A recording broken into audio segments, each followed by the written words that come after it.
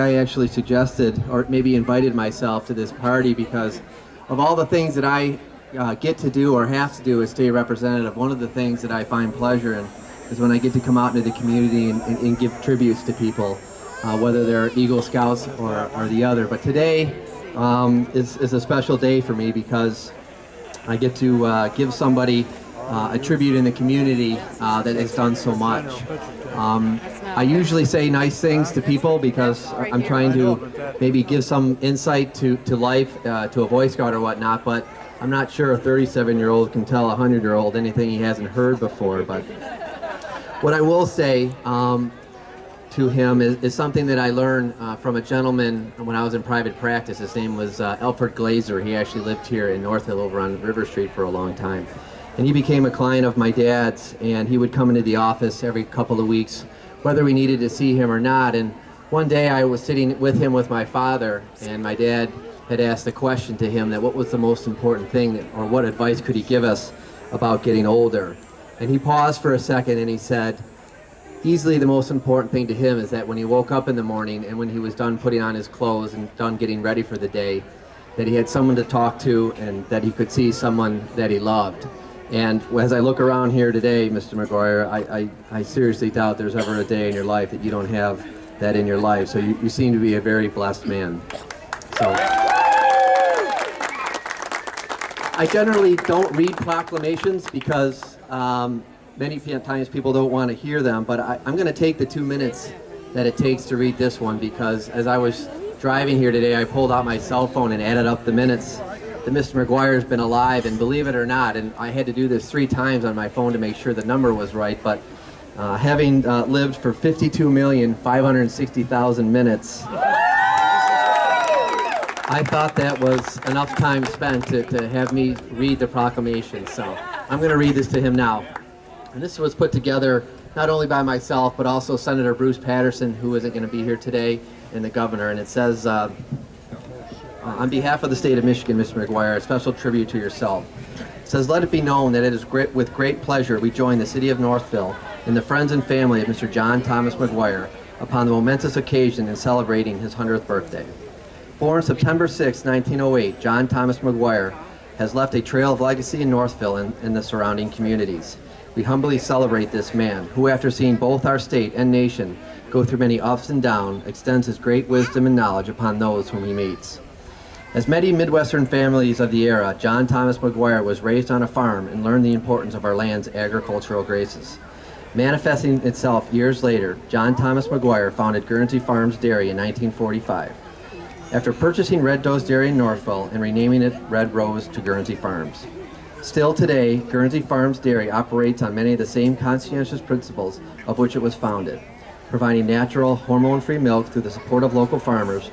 John Thomas McGuire and his family are truly faithful to the tradition of excellence.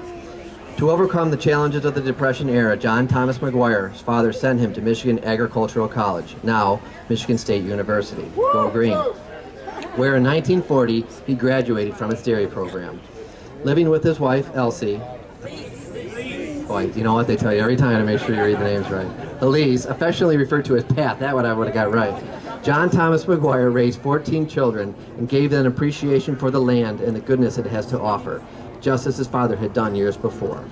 Still residing in the same home where he raised his family, albeit a little less crowded, John Thomas McGuire now enjoys the company of his successful children, his 49 grandchildren and 71 great-grandchildren. Long ago, Charles Dickens made an observation on aging that often seems applicable to people like John Thomas McGuire, who have contributed a great deal to life around them. He said, "Father Time is not always a hard parent, and though he tarries for none of his children, he often lays his hands lightly on those who used him well." Surely, John Thomas McGuire breathes great meaning into this thought. Therefore, in special tribute, this document is signed and dedicated to offer birthday greetings to John Thomas McGuire as he marks his 100th birthday. May the health and happiness his years so richly merit be always with him. So, Mr. McGuire, on behalf of the governor, Senator Bruce Patterson, and myself, happy birthday, sir.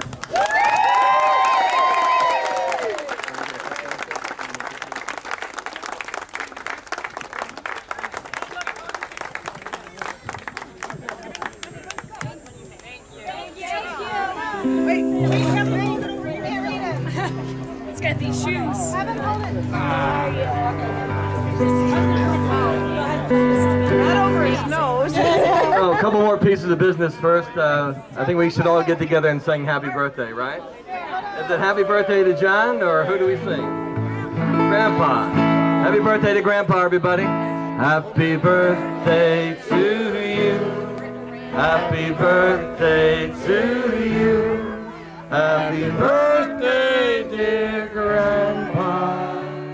Happy birthday to you. May the dear Lord bless you. May the dear Lord bless you. May the dear Lord bless you. May the dear Lord bless you.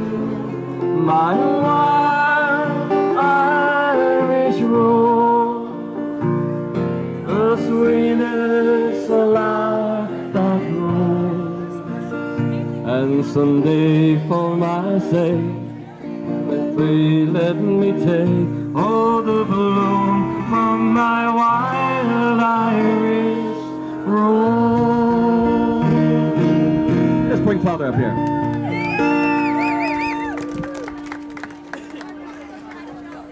And John, on your birthday, in a special way from all of us at Our Lady of Victory, yesterday all of our 450 school children came over to sing happy birthday to John, and they gave him a card that all the children worked on yesterday.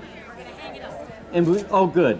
And a special gift from the parish community now to John and to his family, to the legacy that he has left us here at OLV. When the church was rebricked over these past months, some of the plantings and the trees had to be removed. And so on the west side of the church building, we're going to plant a new oak tree, because John has been like a mighty oak for OLV over these years, from his kindness and goodness to all of the priests, to the Dominican sisters who serve, to all of us who have shared in his ice cream on Sunday afternoon when he brought it home and one of the kids had the duty to bring it to the sisters or to the rectory.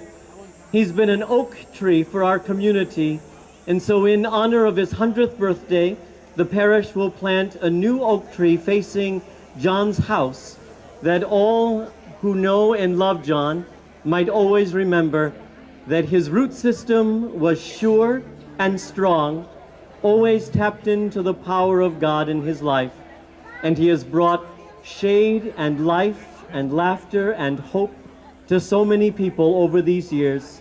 So John, you are a mighty oak for OLV, and in your memory the oak tree will be planted.